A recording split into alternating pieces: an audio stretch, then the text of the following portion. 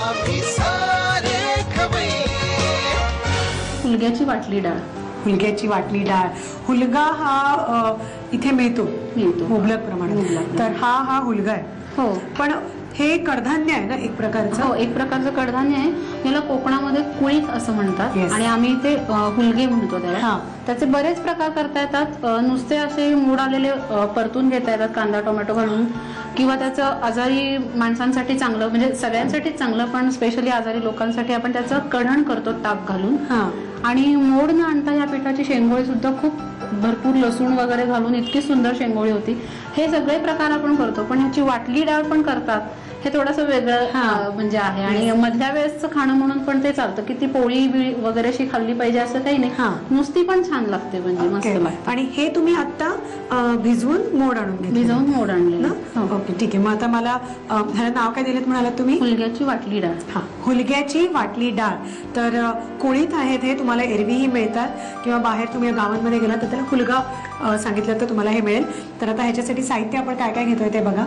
साहित्य: मोड आलेले हुलगे, मिरचीची पेस्ट, जिरे, हिंग, बारीक चिरलेला कांदा, साखर, आलं लसणाची पेस्ट, कढीपत्ता, हळद आणि मोहरी. साहित्य झालं असेल लिहून, आणि त्याच्याच बाजूला ते टिपही लिहून ठेवली असेल की हुलगा म्हणजेच कुळीथ. कुळीथ. हो. तर हे झालं. आता आपण काय करतोय आधी? आता आपण सर्व हुलग्याबरोबर आलं लसूण मिरची आणि जिरे मिक्सरमध्ये इथे मिक्स करून घेऊन वाटून घेऊयात सगळं. अच्छा, ठीक. हे साधारणतः नेहमीच्याच कडधान्यांप्रमाणे मोड आणायचे ना? हो हो. 5-6 तास भिजवून मग बांधून ठेवून सेम. हो, अगदी अगदी सेम.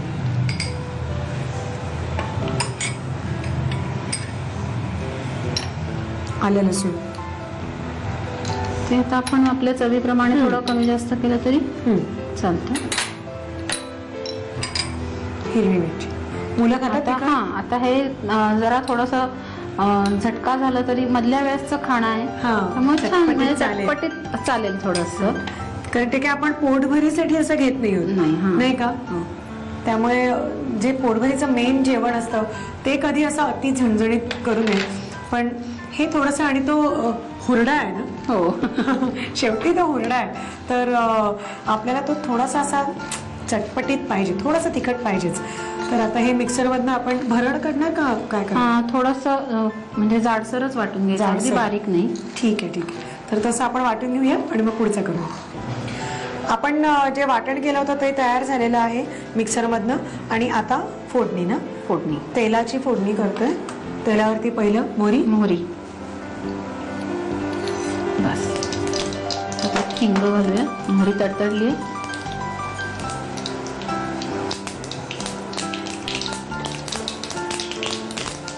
हिंग छान आहे, ब्राऊन एकदम. हा खडा हिंग घरी कुठलाय. अच्छा, म्हणून असा छान.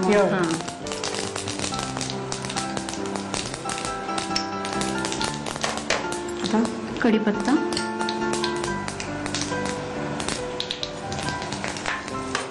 आणि कांदा परतून घेऊयात.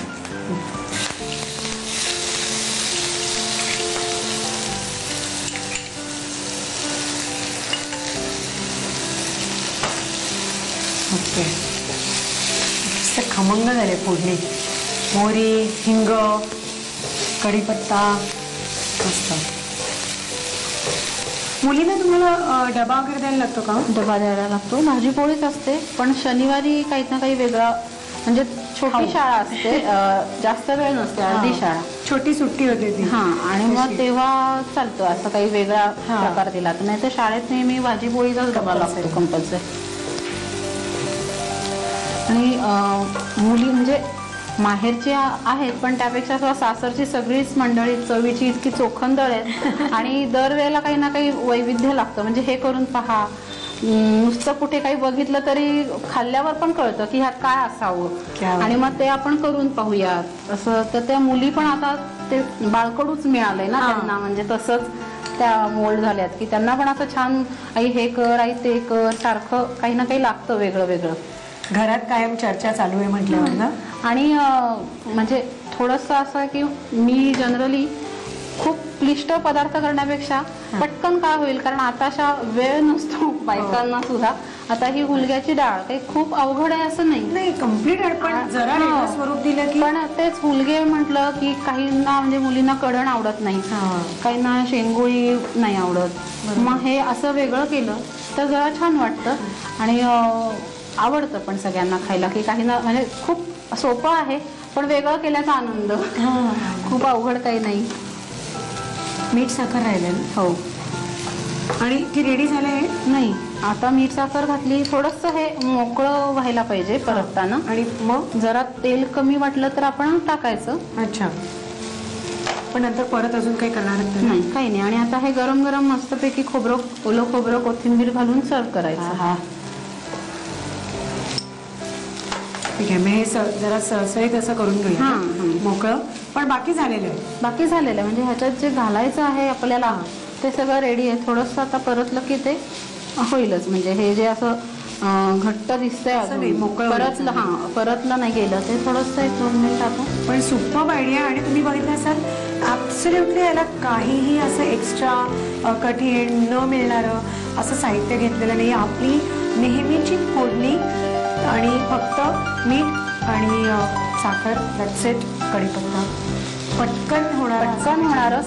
कारण आता बहुतेक जणी बाहेर काही ना काही उद्योग करत असतात. मला सुद्धा म्हणजे मी इन्शुरन्स एजंट आहे, LIC साठी काम करते. तर बाहेर जरी ती नोकरी नसली तरी मी बाहेर जेवढा वेळ जाईन तेवढ्या वेळेत माझं काम असतं. बरोबर. तर तशा याने मी हे असं काही सोपं असलं, वेगळं पण सोपं करत राहायचं म्हणजे छान वाटतं. मस्त मस्त. आणि हे नक्की करून बघा. तुम्हाला ही वाटली डाळ म्हणूनही खाता येईल किंवा ह्याचं फिलिंग म्हणून उपयोग करून, सारण म्हणून उपयोग करून तसेही काही पदार्थ करता येतील. तर तेव्हा नक्की करा. आणि आतापर्यंत आम्ही याच्यासाठी काय काय घेतलं त्याचं साहित्य आणि कृती लिहून घ्या. हुलग्याची वाटली डाळ बनवण्यासाठी लागणारं साहित्य: मोड आलेले हुलगे, मिरची पेस्ट, जिरं, हिंग, बारीक चिरलेला कांदा, साखर, आलं लसूण पेस्ट, कढीपत्ता, हळद आणि मोहरी. कृती: प्रथम एका बाउल मध्ये हुलगे घेऊन त्यामध्ये आलं लसूण पेस्ट, मिरची पेस्ट आणि जिरं घालून ते मिक्सर मधून जाडसर वाटून घ्यावं. पॅन मध्ये तेलावर मोहरी, हिंग, हळद आणि कढीपत्त्याची फोडणी करावी. त्यामध्ये कांदा, तयार हुलग्याची भरड, मीठ आणि साखर घालून मिश्रण परतून घ्यावं आणि खोबरं आणि कोथिंबीर घालून डिश सर्व्ह करावी. आम्ही